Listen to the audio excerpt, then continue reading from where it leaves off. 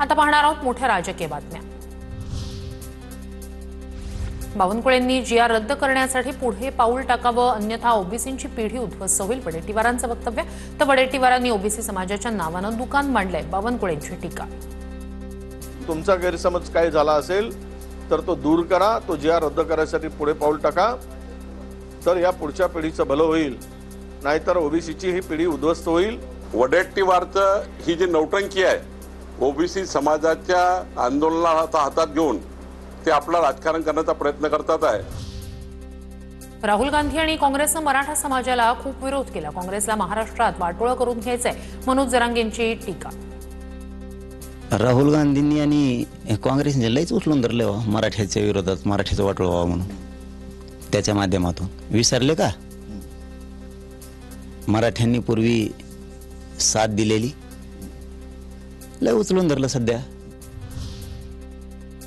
नाभिक धोबी समाजाला एससी मधून आरक्षण द्या, लक्ष्मण हाकेंच्या मागणीला ऑल इंडिया पॅन्थर सेनेचे अध्यक्ष दीपक केदार यांचा विरोध। तर दीपक केदार यांना ओळखत नाही, हाकेंची प्रतिक्रिया। कोण दीपक केदार? दलित पॅन्थरचे अध्यक्ष दीपक। मी नाही कधी ऐकलं नाव त्यांचं, कारण लोक बोलतच राहतात आणि टीका करत राहतात। मी काय बोललो? फक्त मी प्रश्न उपस्थित केला, मी मागणी नाही केलेली। आमच्या एससी समाजाला खवळू नका, नाहीतर परत भीमा कोरेगावचा इतिहास घडेल, सचिन खरात यांचा हाकेंना इशारा। नाभिक आणि धोबी समाजाला एससी मधून आरक्षण द्या, हाकेंची मागणी। आम्ही आमचा इतिहास विसरत नाही, कारण बाबासाहेबांनी सांगितलं विसरू नका। दलित समाजाला खवळू नका, नाहीतर नक्कीच भीमा कोरेगावचा इतिहास दुसऱ्यांदा परत घडेल।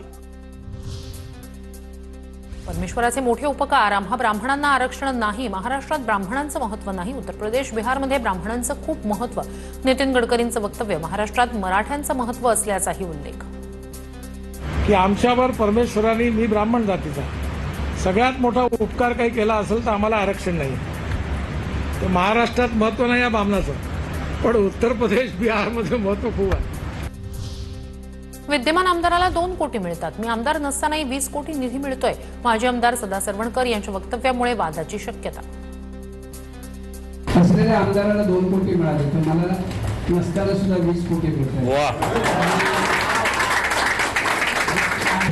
उद्घाटन करताना मी दिसतोय सगळीकडे, अर्थात समाधान म्हणजे मला 20 कोटींचा निधी कोणत्या आधारावर मिळाला? ठाकरेंच्या शिवसेनेचे आमदार महेश सावंत यांचा सरवणकरांना सवाल। मग 20 कोटी त्यांना निधी मिळाला, कुठल्या बेसवरती मिळाला? आतापर्यंत एवढे आम्ही राजकारणात बघितलं, जो पडलेला आमदार त्याला निधी मिळत नाही, परंतु जो स्थानिक आमदार आहे त्याच्यापेक्षा 4 पट त्यांना निधी मिळतो, आम्हाला 5 कोटी मिळतो। वैयक्तिक नाही तर दादर माहीममधील अनेक प्रलंबित कामांसाठी विकास निधी मागून घेतोय, निधीमुळे विधानसभा मतदारसंघातील जनतेचे प्रश्न सुटत असतील तर दुःख कसलं? समाधान सरवणकर यांचं सदा सरवणकरांवरील आरोपांना प्रत्युत्तर।